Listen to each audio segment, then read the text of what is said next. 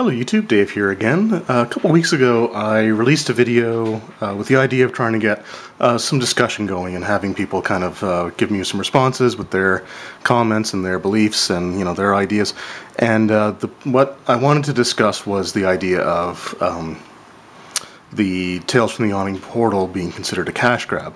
Now I got a lot of really great responses back. I really enjoyed hearing from everyone that took the time to comment. Really, a lot of really interesting perspectives and opinions that I may not have necessarily considered, and some good kind of debate or back and forth with a lot of the people that took the time to respond.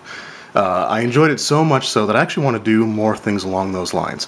So another topic that I want to discuss, as you can probably have seen from the title, it's something that I hadn't really heard of much in the 18 years that I've been playing Dungeons and Dragons, but in the last month or so, I've seen a couple of different posts talking about it, and that is the idea of, should Dungeon Masters be charging money for their players to play in their games? And it's something, like I said, it's something that I've seen come up a couple of different times, and I certainly have my perspective on it, which I'll share towards the end of the video. But first, I kind of want to discuss reasons why a DM could potentially want to charge players to play in their games.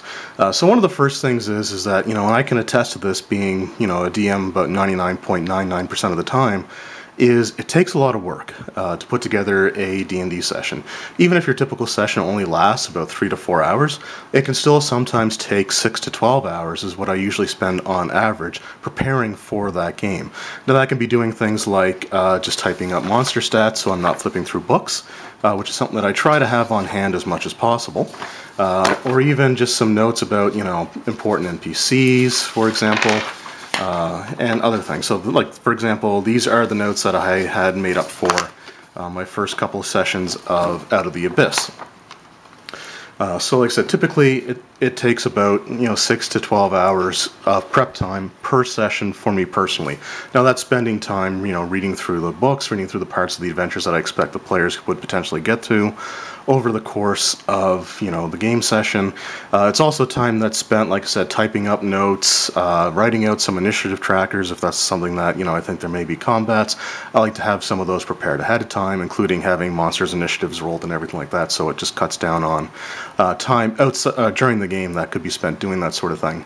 That's also time that's spent looking up rules in the Dungeon Master's Guide that may be there, looking up things like environmental conditions, the effects of like fighting in low light, stuff like that. I mean, there's a lot of things that you could really spend a lot of time reading.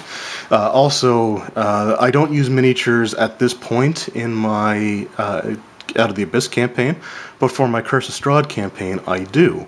And that's one that tends to take closer to 12 hours. The Out of the Abyss one's usually about 6 hours of prep time. But in that one, I spend a lot of time drawing out maps on this 1-inch grid draft paper that I have. So it's drawing out the maps, kind of coloring them in, preparing keys, and making it available so that everybody knows what the icons in each room actually stand for. And that's also time spent digging through my miniatures, trying to find the appropriate thing. So there's a lot of prep time, I guess, is what I'm trying to say, that can go into running a game, and that can be increased significantly if you're running a homebrew campaign. That's one that's completely of your own design, because now you're looking at designing storylines, NPCs, dungeons. So it can take a lot of work. So I can kind of understand that. The other thing is that some DMs participate in official events like D&D Adventurers League, and with D&D Adventurers League, even if you're running it at home, the idea is that you're using their pre-written material for the campaign. So, for example, if you're running at home, you can use the starter set or any of the hardcover campaign books that they have out. Now those hardcover campaign books cost money, so I can understand if you're running a organized game that you may want to charge a little bit of money to recover the cost of, say, buying the books or stuff like that, if you have to go out and buy a book in order to run one of these sessions. Now the group that, or the initial post that I'd seen about this was for a home game where the Dungeon Master was charging $70 per session. I had kind of made my opinion known on that one, And I guess I want to kind of give my take on it now, because like I said, the only reasons that I could really see wanting to charge is, for the amount of time that it takes to prepare a session, as well as if you have to buy books specifically to run the campaign if you're part of the Adventurers League. Now that said, I honestly can never see myself ever asking for money for a D&D game.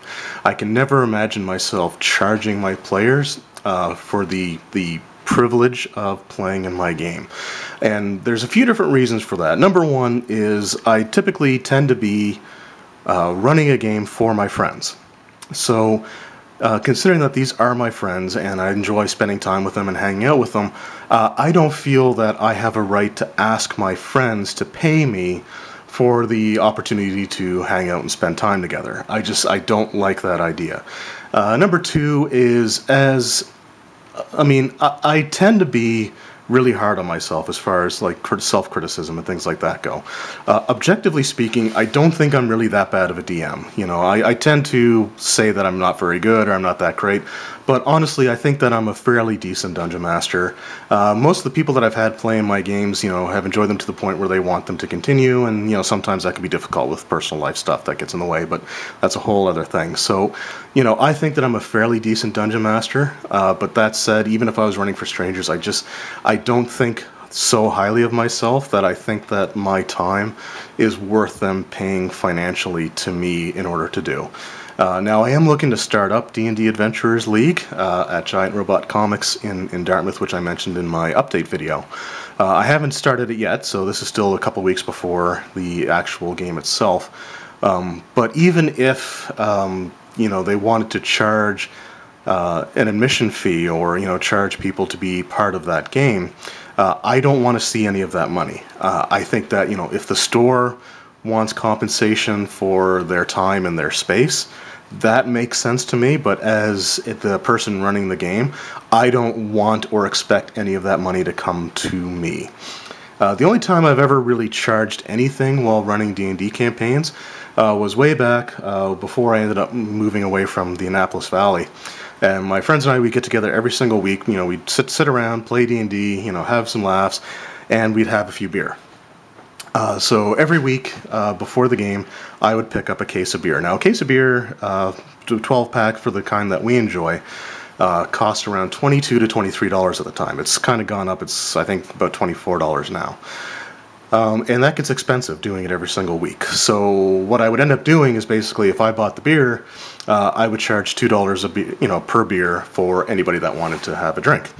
The idea basically being that, the bottles that I don't drink, I would get the cost back for, and it would pay for about 2/3, or a little over 2/3 of the case, so make it easier financially to be able to afford next week's case, and so on and so forth. But that's the situation where if somebody else bought the beer, then we'd pay them $2. So again, it's not necessarily charging for my time, it was just charging for the expense of providing, beverages, expensive adult beverages, for the game. So, like I said, this is kind of a quick one, but I kind of want to hear your guys' opinion. Like, what do you think of the idea of a dungeon master saying, I'll run a game for you guys, but you need to pay me X amount, for my time? Do you think that that's acceptable? Would you be willing to do that? Or do you think it's kind of unnecessary and uncalled for something that's supposed to be a casual hobby that brings friends together? So again, just let me know in the comments below what you guys think. I don't really have a lot to say on it, but again, I just kind of want to hear other people's opinions, because on the initial thing that I'd read with the guy charging $70 per session, ended up getting a lot of responses, and it was very split. Like, some people were defending it, saying, if people are willing to pay for someone's time, then it makes sense that they would ask for it. But again, I'm of the opinion that, when you're running a social game that's a hobby for, for friends, that you should not be asking them to give you money for it. Even if you're running for strangers, I don't think I'd want to start a, DM-player relationship that's based off of them paying me money. If I were like Christopher Perkins, I might consider charging a little bit for each of my sessions, but I'm definitely not Christopher Perkins. And again, I just really don't like the idea of saying, you guys need to compensate me for my time, because it's something that I enjoy doing. I don't consider it to be work. It's something that I love sitting down and reading the books. I love writing up notes, and I love running the games. So again, just kind of let me know what you guys think in the comments below. I look forward to reading any and all of your comments, and again, I always look forward to hearing from my viewers and subscribers. So thank you guys very much for taking the time to watch this video, and thank you in advance for anyone who takes the time to kind of throw in their 2 cents. Again, I'm looking forward to seeing what you guys have to say. And also, just on a side note, if anyone has suggestions for topics for videos that, are along these lines, things that are meant to kind of elicit conversation and discussion, please don't hesitate to ever leave them as suggestions in the comments below, because I want to do more of these videos because I really love them. So if you have any ideas, let me know. And again, thank you in advance for anyone who takes the time to watch this and throw in their ideas on it. So thank you very much, guys. We'll see you next time.